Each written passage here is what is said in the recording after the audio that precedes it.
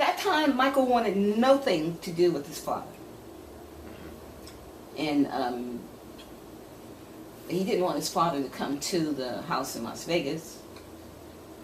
His mother could, but he didn't want his father. Yeah. And he didn't want Tomei there, and he didn't want Tomei to come, and some of his security, they didn't like him. They were very, off-put about him. Yeah. So who were the other people he would discuss as far as business people around him? You said one that he trusted, one he didn't, or did he ever say who they were or not? Yeah. Yeah, I did. Because I give them to you and put them in this article, right? Well, if you want me to, or I mean, what do you think? Well, it doesn't matter, because you're asking about him, and I am very, very protective of him. I prayed and took care of him in prayer from the time that he was in little boy Jackson 5. Mm-hmm. Kept his name in my prayer room, looking out for him, knowing all the things that he would do to help make this world a better place. Two people we discussed.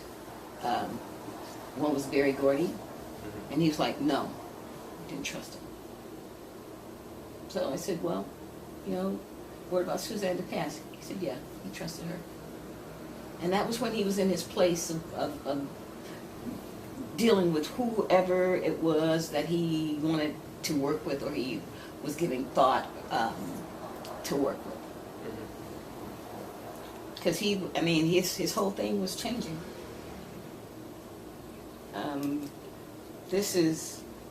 I was on the plane when I wrote this, 11:15, finally we're rising, 20 minutes later, it's okay. I'm comfortable feeling what is manifesting is an action of kindness, a relevant revealing which will touch heart and soul of one of the world's most prolific entertainers, Michael Joseph Jackson. Today's complete numerical value is 6. Would it be interesting if Michael is 6? His voice is quiet, gentle. He is seeking, yet all he has accomplished,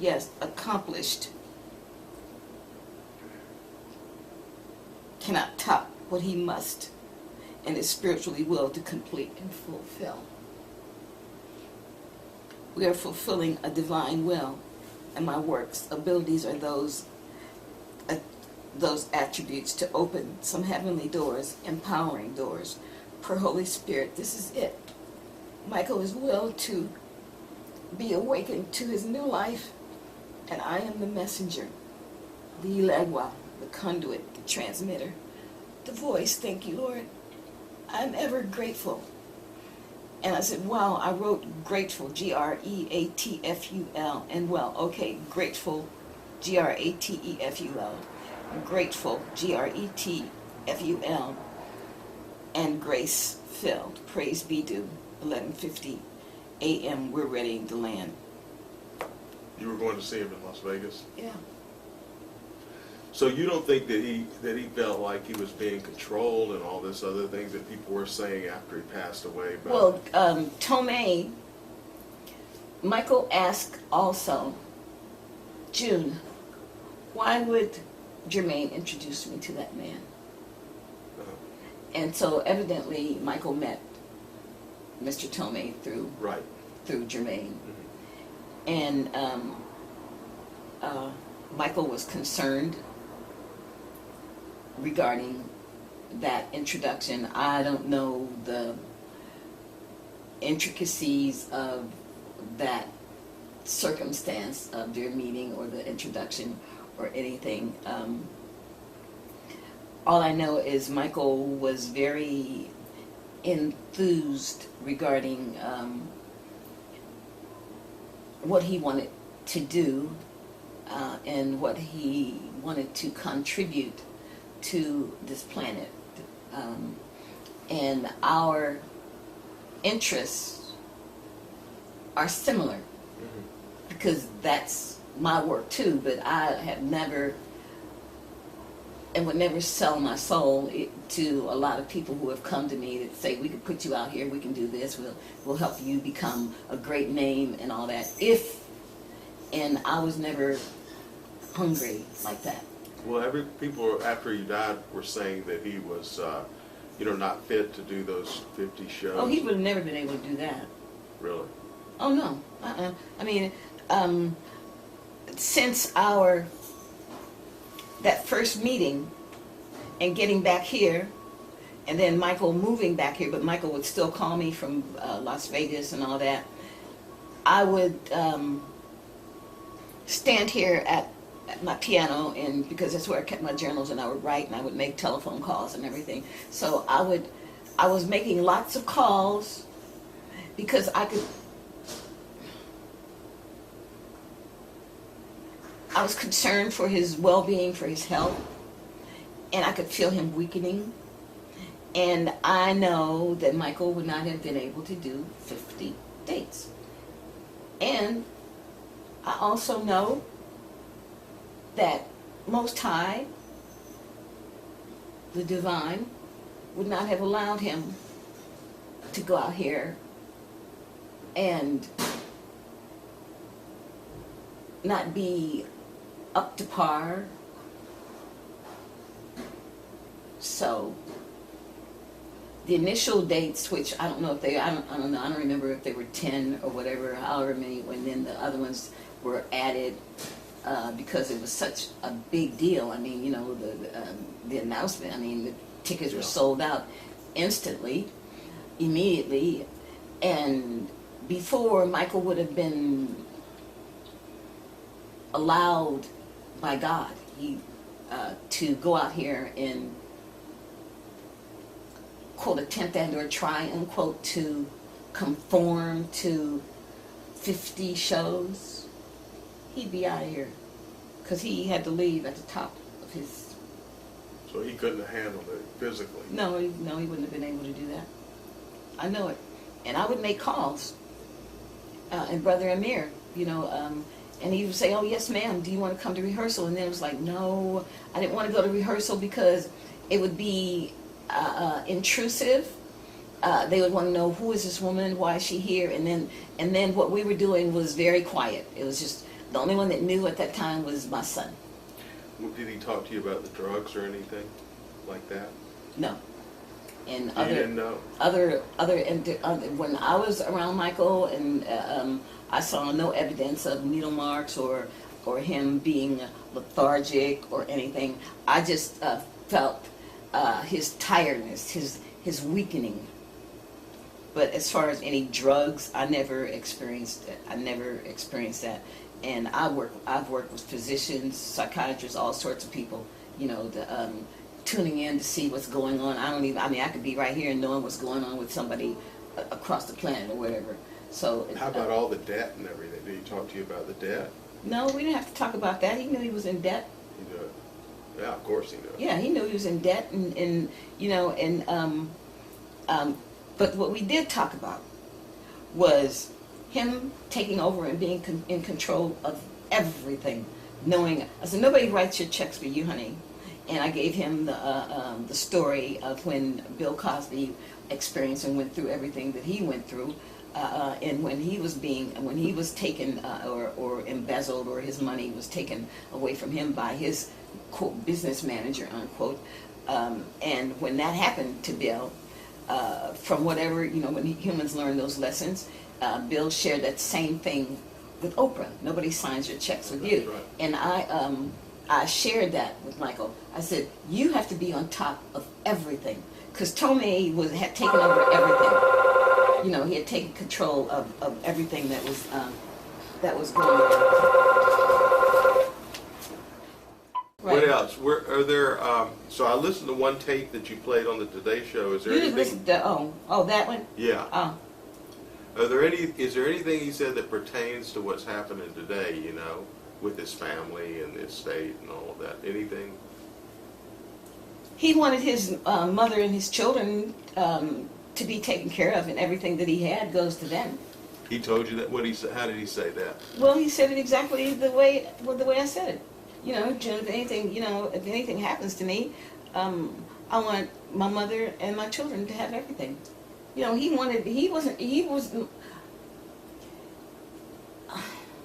okay, right, okay, this is an interview, right, okay. Michael was not into taking care of his siblings.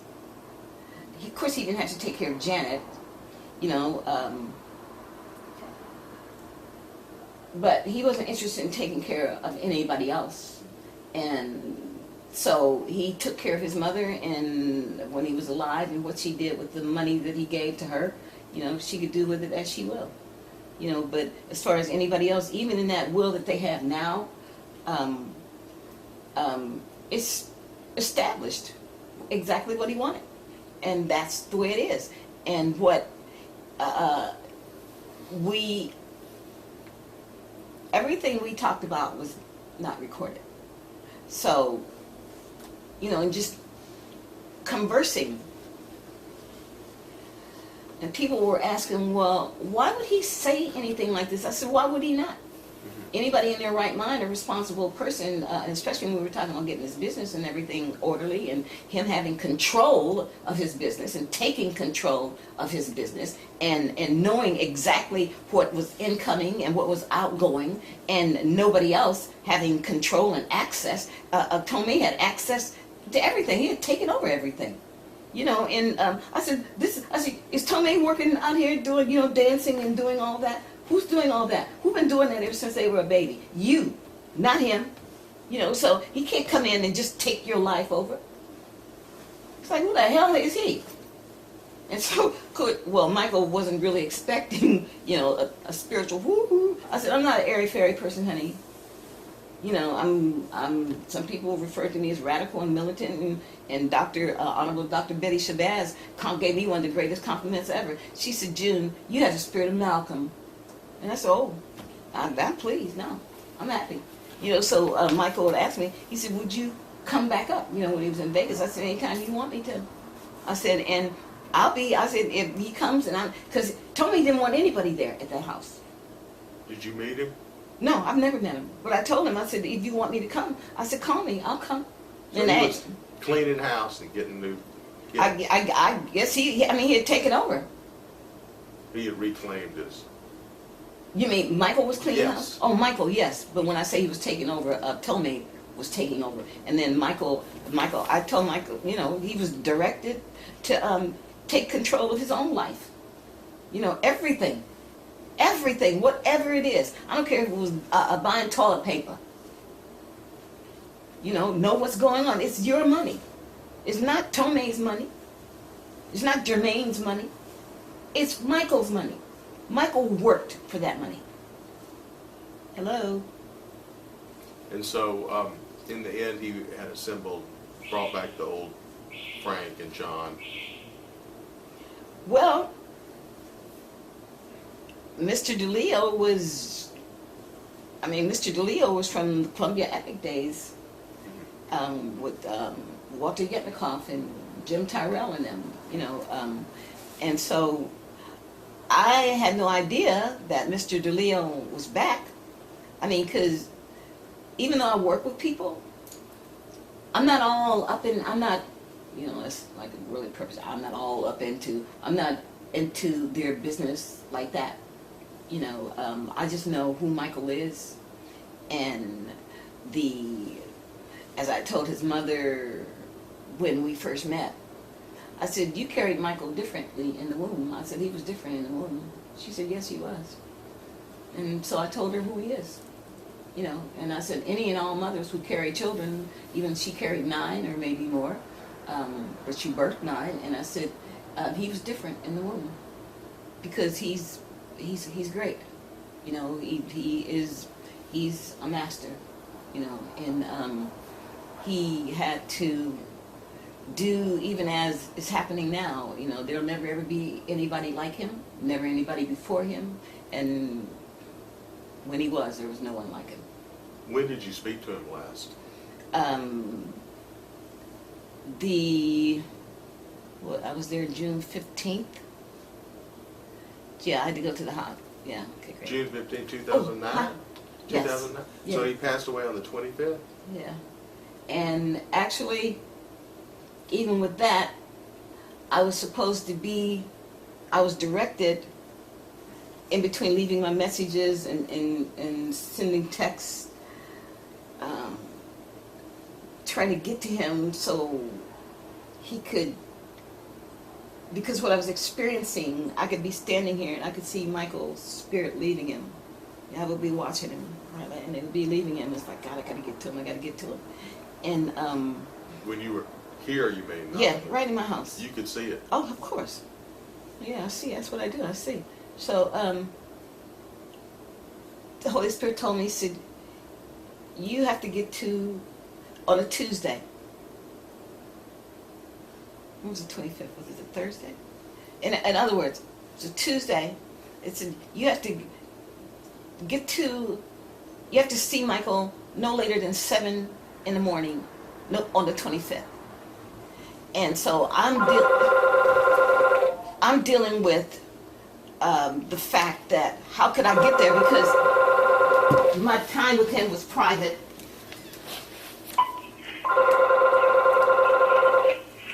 Good morning. Hi, did you get your interview? We're doing it now. I have to call you Where back. did you go? Okay, bye.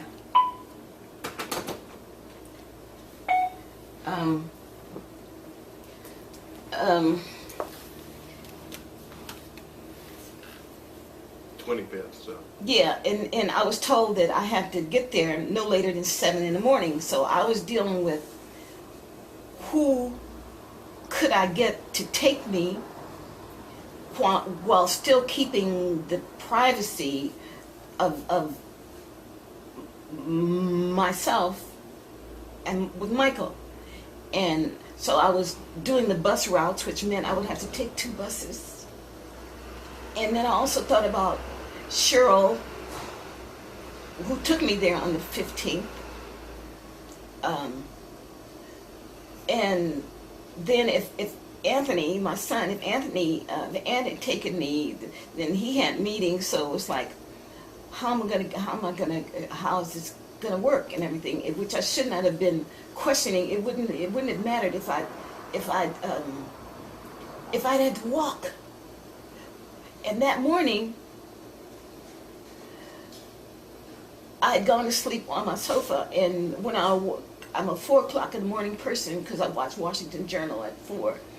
And that morning I slept until about 10:25, because when I looked at the clock, I said, oh my God, it's almost 10:30. And so when I tried to get up, I was just like really tired, very lethargic. I was like really heavy. And I was like, my God, what in the world is this? So I got up and I moved over here, and I stood there for a while. I don't know how long I stood there, and then I got a call. And there was a young man whom I refer to as priest, Calvin Kennedy, and he said, Reverend June, have you heard about Michael Jackson? And I said, I can't talk to you now. And I hung up. And I called Anthony. And I said, Anthony,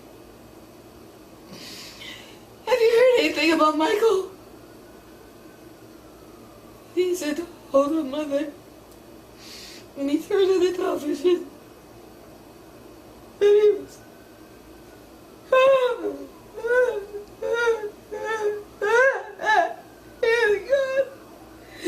And I thought I would have flown out of my body. I would have flown out of my body. And went to him and said, get out, Michael. I wanted you to tell him to get up. You knew it. It was like, and I didn't get there. Because if I had gotten there, I would have been able to go in. They would have let me in because they know who I am. And it wasn't. So it was like it was just over.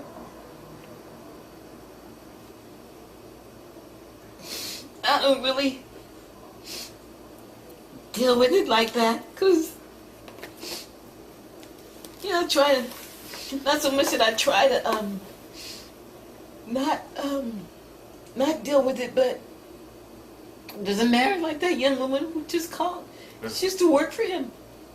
She worked for MJJ Productions. I met her at Ken's house. You did? Yeah, like a number of years ago, maybe 9 years ago.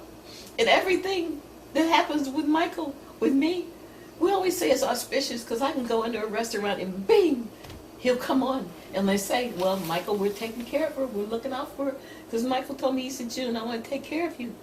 And that wasn't like, I'm looking for Michael to take care of me, because my concern was for his life, for him to live. But I also knew that he was going, and then when it happened, it was like, God, can't you just not show me everything? And so it was like, I couldn't even understand why I couldn't even get up. But then I realized, like, way later, that what I was experiencing was the heaviness of him being drugged. Because one time he called, it was a Father's Day. Was it Father's Day 2009? And it was about 5 o'clock in the morning. And he was like, June. And I said, what are you doing? Is it too early? And I said, of course it is. What are you doing up? How come you're not asleep? And he said, can I call you back later? I said, yeah. You know, because it was too early. It was 5. You know, I was sleepy, you know. And then when he called back, which was about 7, we just busted out laughing because it was like, how come you weren't asleep? You should have been asleep. But then again, he may not have gone to sleep. And he had called me another time when he was in the studio. And I don't remember. For some reason, I get these names mixed up. Akon and Neo. I don't know which one. He was in the studio with one of them, or doing something. And that was early, and it was, you know, it was like, you're supposed to be resting. My concern was for him getting his rest, getting sleep. So in other words, what he was doing was helping him to sleep. So you felt, so the reason you couldn't get up was he was being drugged? Later, it was like I couldn't get up because I was into him. You know, I was experiencing what he was experiencing. In other words, I couldn't hardly. I mean, I felt like maybe 100 walruses or hippopotamuses were on me. I mean, it was difficult, you know, and I mean, it was like a struggle. And then what did he tell you the last time you spoke to him? Tell me about what? We talked about all sorts of things. Anything that stands out? Well, he asked,